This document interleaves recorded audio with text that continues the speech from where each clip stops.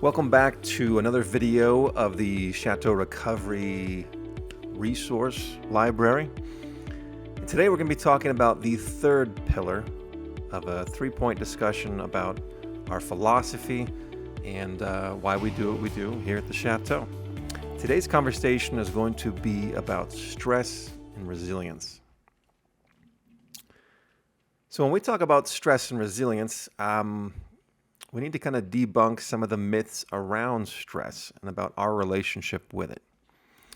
So it's important for us to remember that stress is a mind-body experience. Oftentimes we think that if it is simply a memory or maybe a statement about willpower, we are simply supposed to just endure or overcome or buckle down and just basically delete stress or ignoring potential triggers from our experience. And that is some of the misinformation that is very calm and often connected to the stigmas around trauma and stress. The reality is that stress happens in our mind simultaneously and often more often in our bodies, and we just don't experience it. So our body has been obviously managing stress ever since we were born, and they have a natural system, and we'll talk more about the nervous system later, that is designed to help us kind of get through stress. So part of this process is conscious, and the other part is not. And, we've been doing this for some time. So when we talk about our stress response or our relationship to stress, the reality is that we might interact with an idea or an experience externally, and our body is going to have a reaction.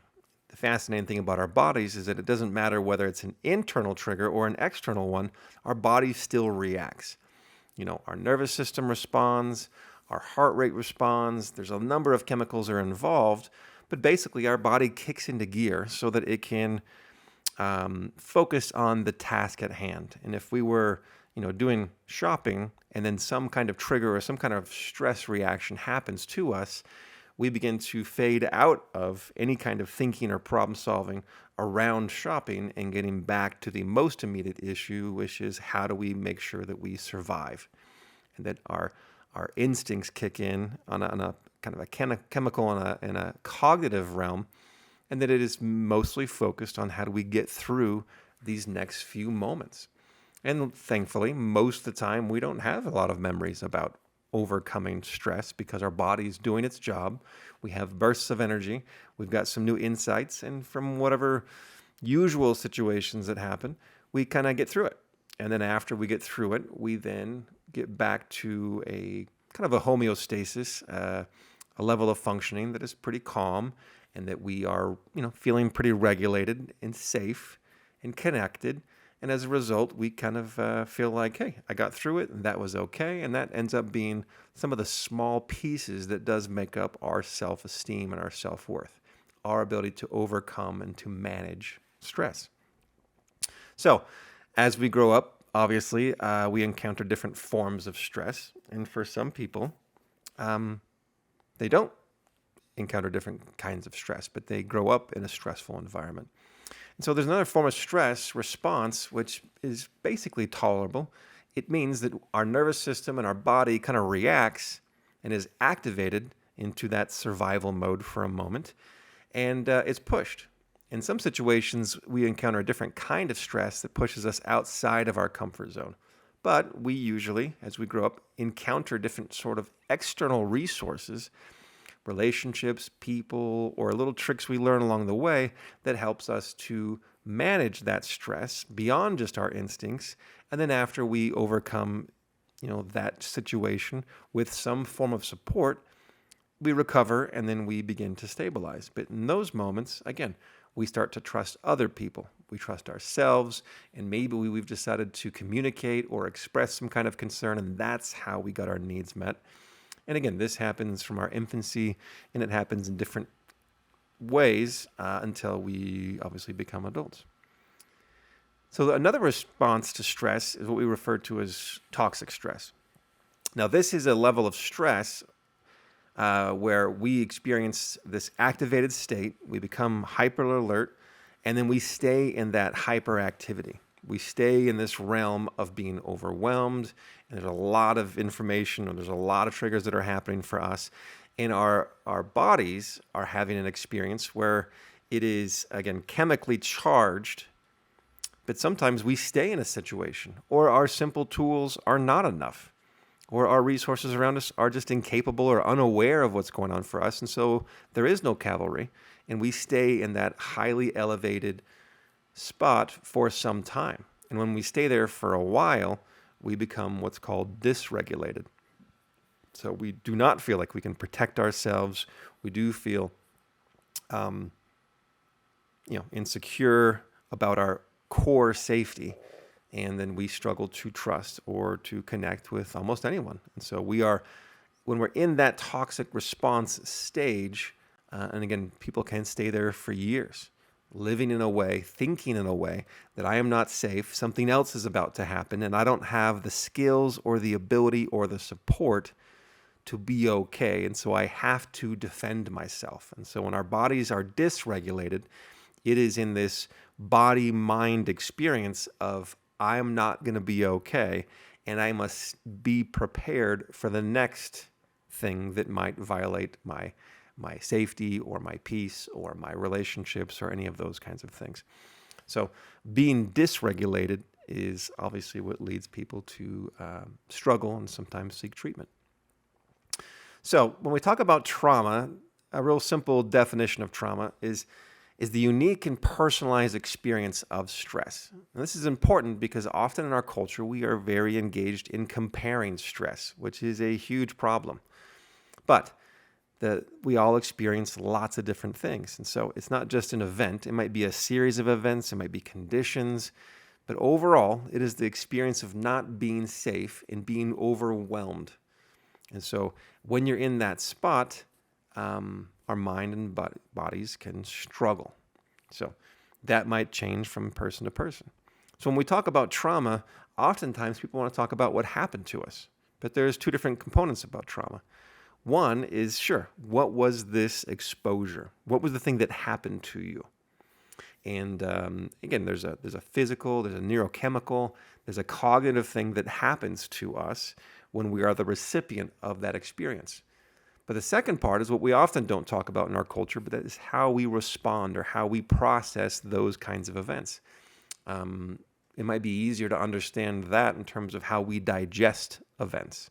We all have a pretty common sense or pretty practical perspective about how we digest food and how this, an item on our plate might be digested through our digestive system, through our teeth, through our esophagus, through our stomach, through our lower intestines, and eventually through our colon. And the reality is when it comes to processing difficult events, we don't have such a straightforward structure in thinking about that stuff. So when we talk about dealing with your trauma, part of it is digesting some of those smaller pieces and understanding about how our nervous system and our minds work. So everyone experiences stress, but not everyone processes the same event or ideas the same way. And that's part of what we want to engage in here in treatment. So when we talk about stress, there's lots of different forms of stress, right? And I want to start out by saying that we often have some pretty unrealistic ideas about ourselves and others that usually creates an additional layer to stress. And the first one has to do with being controlling.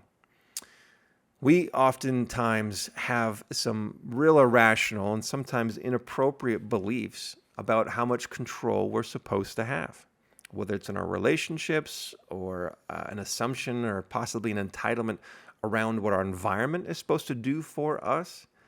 But there is this common belief that I'm not supposed to be experiencing stress or feel out of control at all. And so if we have an expectation about control and about our ability to manipulate and manage other people or situations, that is going to kick us into a higher level of fear.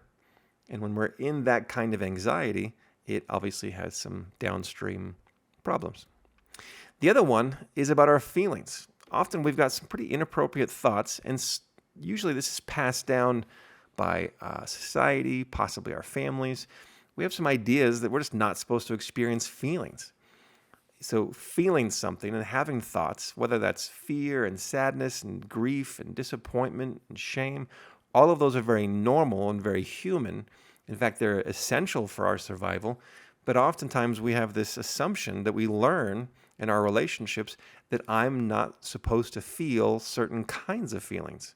So people grow up with this idea of if I'm happy, then great, things are fine. But if I am sad or discouraged or even rejected or feeling disconnected from other people, that is clearly a problem. I need to turn off those kinds of feelings, or I need to turn off anything that reminds me of those kinds of feelings.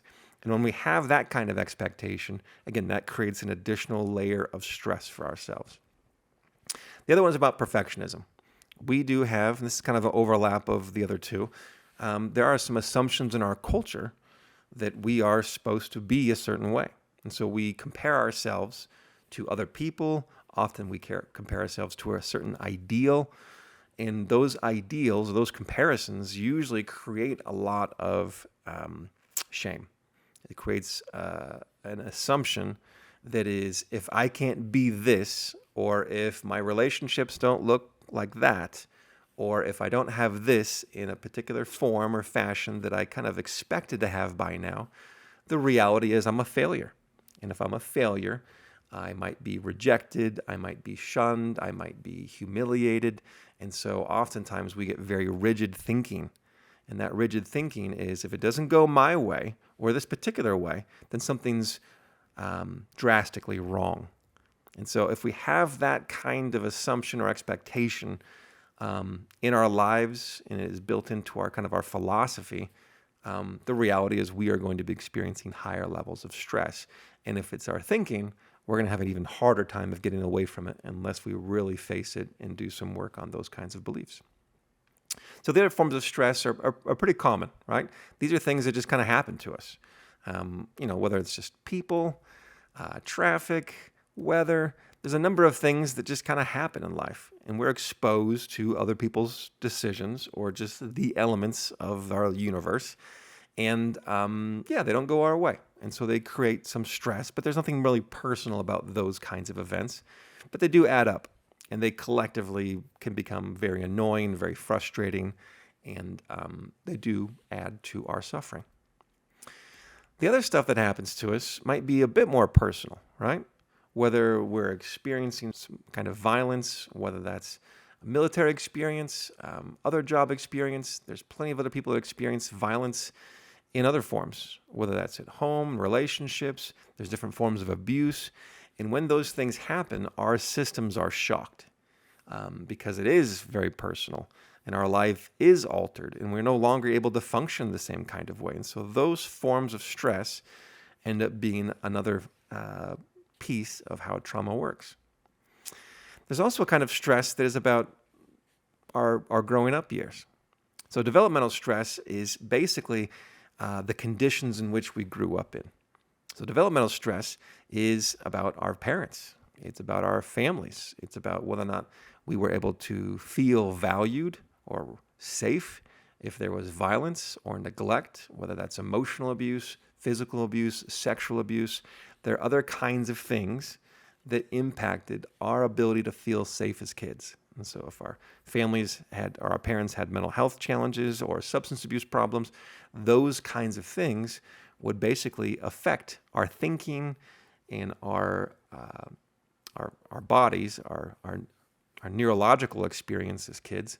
And that does alter the way we grew up and how we define safety and how we coped with stress at that point. The last one I'll talk about is what we refer to as vicarious or secondary stress.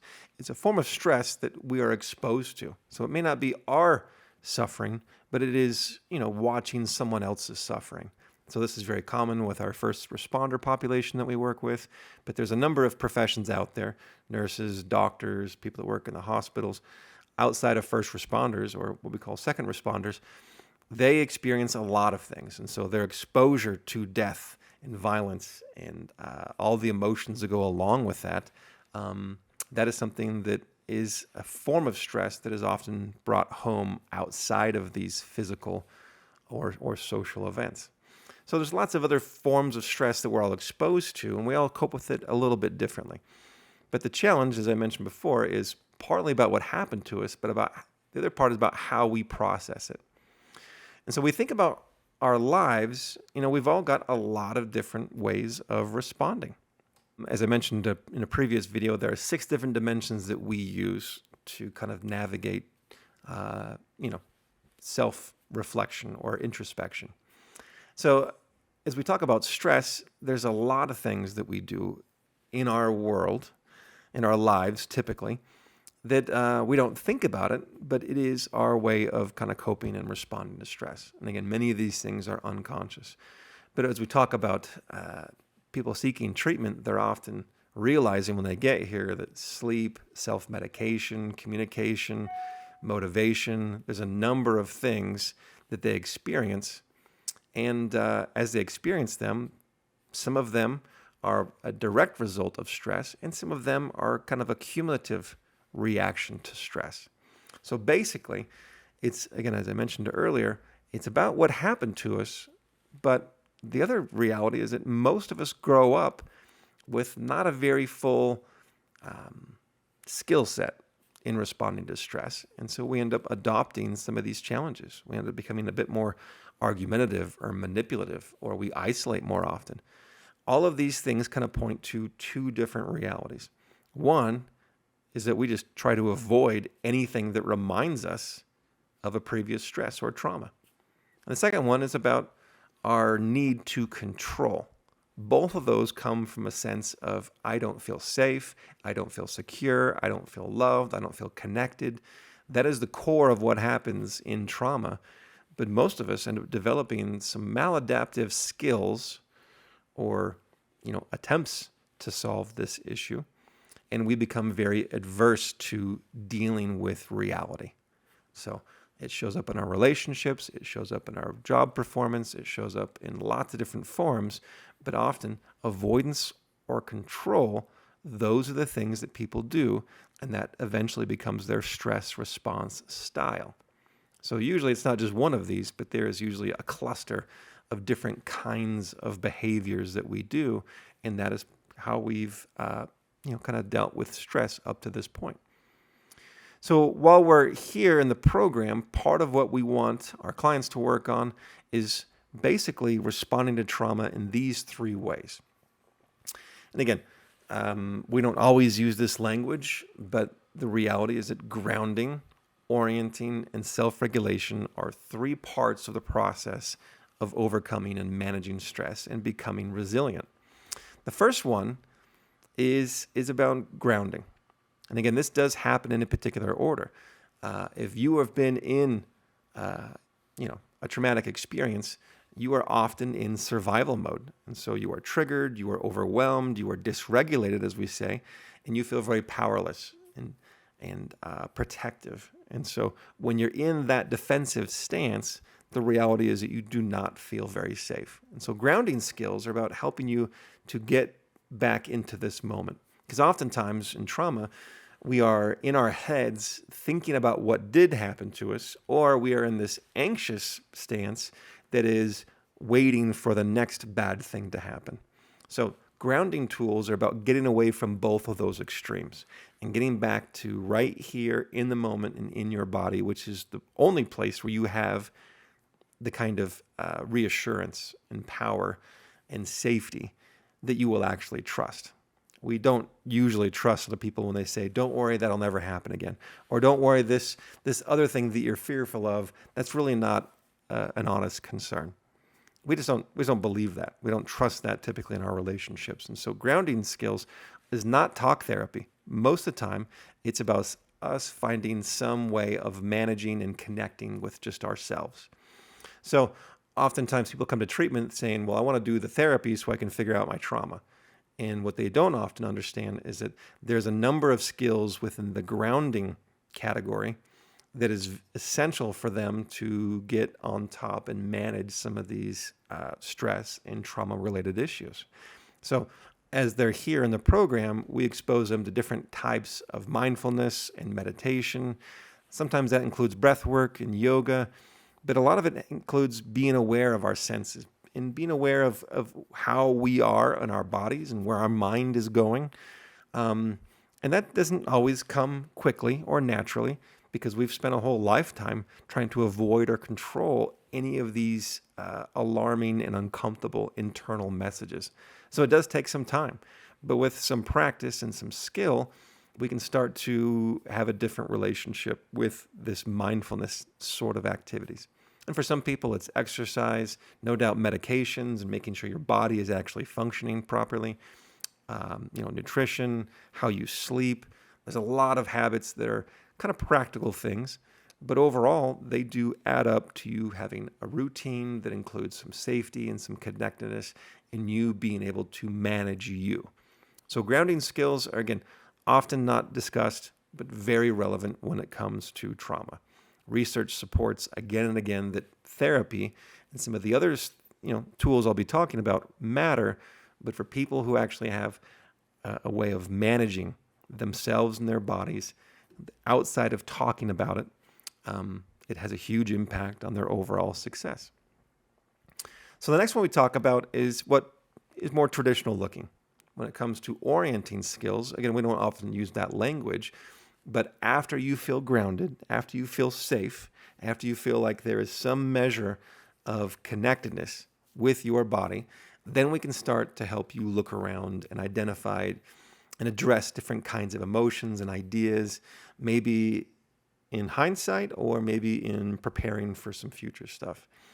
But this is the part of therapy where we start to say, why do you do what you do? Why did you do it back then? Why might you do it in the future? And how do we, empower you and give you as many skills as you need to be successful moving forward? So again, a lot of our assignments and group discussions or sitting down with a therapist is really about identifying what didn't work. And that is a big part of treatment. It's a big part of therapy, and it's a big part of relationships. How am I learning from my experience and learning from my relationships? If we're not in a place where we can hear people and learn from that experience, we need to go back and do some grounding skills and figure out how we can help identify some things. And then we can actually help you move forward. So it sounds a little strange, but a big part of getting healthy is becoming more accountable, becoming more aware, having the courage to face some of these issues that you have been believing in your head are too much for you. So addressing trauma often means, yes, pulling up your sleeves and getting to the dirty work of some really intense memories and some strong emotions.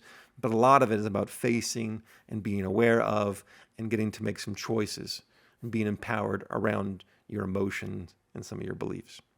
So as a program, we've got a lot of things that we offer. So there'll be different kinds of clinical assessments that examine different parts of your life. There's some medical assessments that hit those same areas from a different angle. But there are things like EMDR, brain spotting, ART.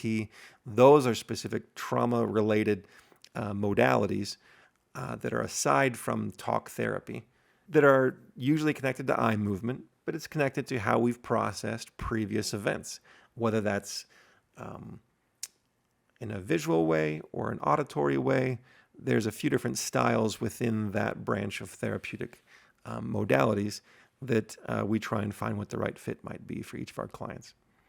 So a lot of the discussions we have in groups are also pointed in this same direction. We want to educate people about how they work and how they might show up in relationships and what happens to you when you believe the same kind of negative, shame-filled, perfectionistic ideas for a long time, and how do you break free from that? So we've got handouts, we've got discussions, and there's a number of things that we do to try to open up some new areas of the brain and new areas of your relationships. Oftentimes when it comes to treatment, we are trying to find some support. So whether that's about substance abuse issues, codependence, emotions, sex, gambling, there's a number of things that we often depend on. And a lot of times for our first responders, this is their first time ever talking about challenges and acknowledging some of the different things that they've been feeling and experiencing. And so doing that work is already tough. Doing it with someone else who's maybe a little bit ahead of you in the process, and they have some skills and they've got some courage and they can say some of their experience, and that gives you some permission to also open up and connect with those same ideas. Those are not everyday experiences. And so we're trying to help take some of the fear and some of the shame out of this treatment process, and group support is a great way to do that. So again, we've got a curriculum that is packed full of worksheets that we have the clients work through. And it hits on all three areas of our philosophy, as I mentioned, the whole self, our mindset, and then our relationship with stress. But those curriculum assignments are individualized, and each of our clients will complete them a little differently than the person standing next to them. So in this process, we also have great staff and peer mentors that are asking questions, giving you permission, giving encouragement. And that is something that is very different than an outpatient setting or just meeting with a therapist on a weekly basis at home. And all of this leads to, as I mentioned in a previous discussion, we're preparing to use all of these skills and insights and to put together a plan for when you go home that we refer to as the self-leadership plan. But the self-leadership plan is very relevant when it comes to trauma. Learning from how our stress response style has shown up in our past, learning how we can not slide into those negative patterns is essential. Teaching our family about trauma, how we respond to trauma, and what kinds of things we're going to need for support moving forward as we try to build this new relationship with stress is very relevant. So it's important to have a clear, organized plan because there are going to be hard days. There's going to be moments where triggers or just new forms of stress show up in our lives, and we need to have a style or a system to kind of manage it. So the last one I'll talk about is called self-regulation. So grounding skills, traditional treatment, which we call orienting skills, and then self-regulation. And self-regulation is basically the process of us managing us. That is not always easy to do, but this is the empowerment part. So if trauma is basically kind of in trauma, we believe an idea, and that idea is I can't handle it. I'm too overwhelmed. I'm not prepared. I'm not good enough. There are some very dark and oftentimes negative beliefs about ourselves that we have. And so the treatment for that is starting to figure out how we can do things and how we can regulate. And this is an internal job. But when you do this kind of work, you need a map to do it. So this model that I've got in front of you is called the window of tolerance model. And it helps kind of organize what's happening for all of us. So we all work according to this model. This is kind of the human experience. There are moments where we experience stress, and we will get kicked into this top portion that we refer to as hyperarousal. And in the hyperarousal state, which we also probably talk about more commonly in our culture, is the fight or flight section. And that is basically when we start to operate from a different part of our brain. So when we are in this part of our brain, our sympathetic nervous system, often referred to as our lower brain, we are in survival mode. So in this mode, there's a lot more panic and fear, and we've got, again, a shot of energy, and our systems have been activated. And in that spot, we often are, problem solving, protecting, and trying to manage the energy, but also the thinking and the experiences of our body kind of getting ready for that fight or getting ready for trouble. So we're not thinking very far ahead.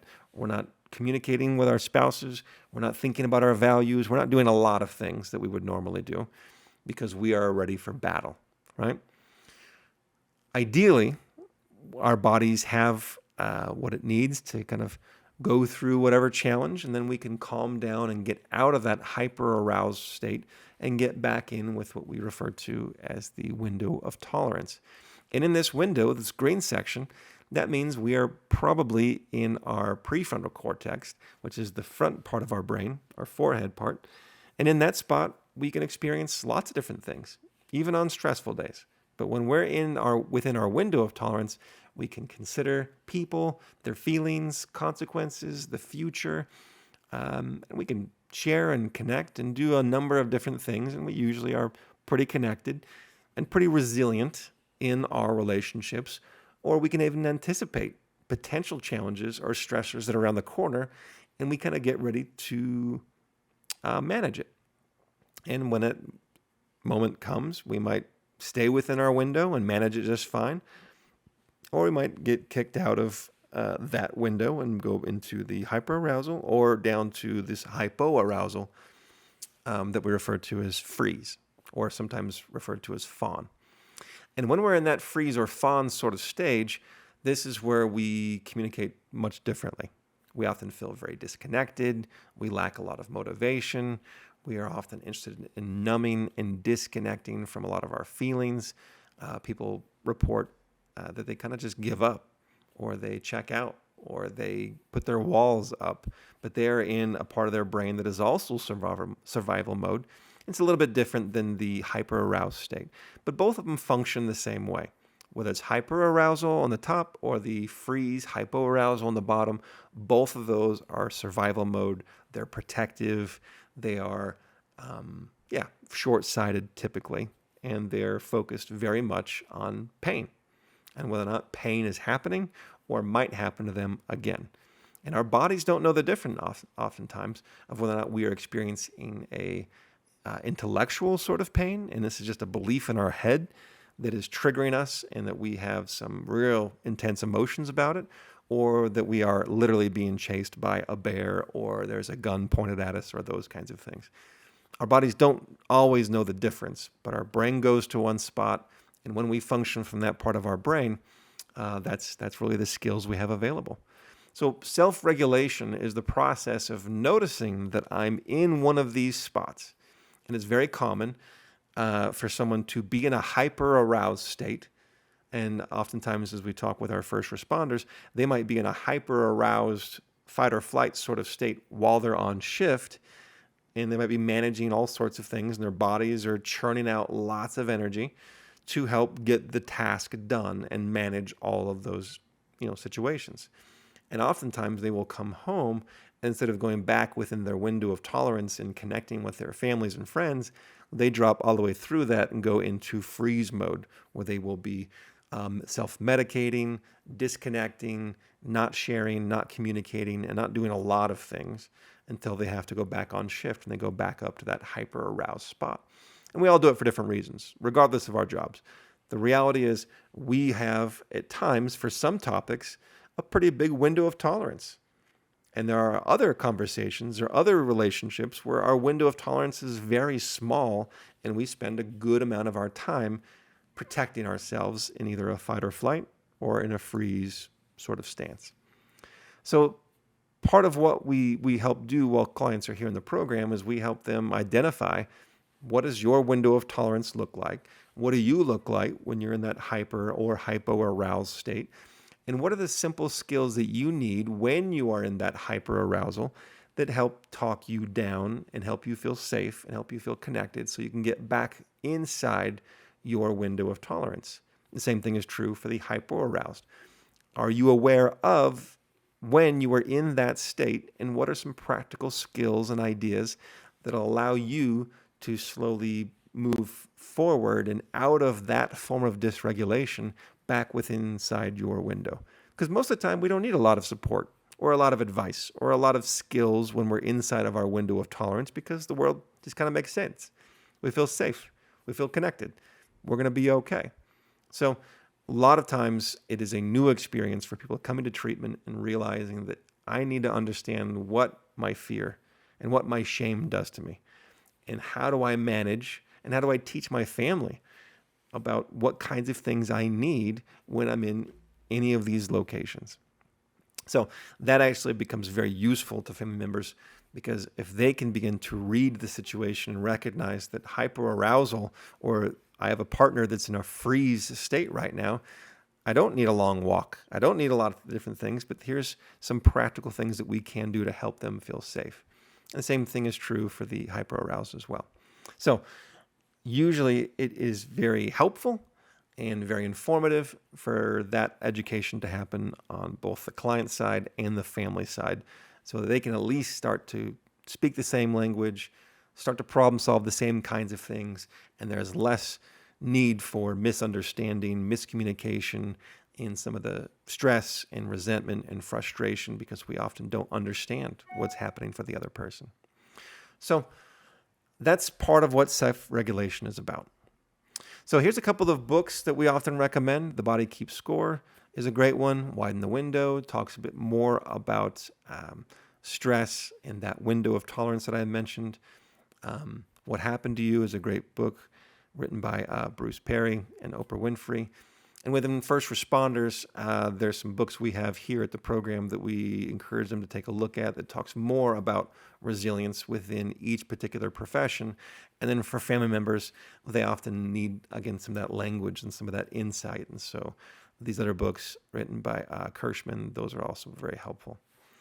So thanks for listening to this particular presentation. Please let us know if you've got questions about stress and about resilience. There's a lot of things out there on the internet, as well as other books that are great resources.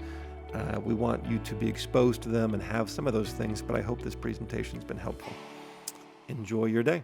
Take care.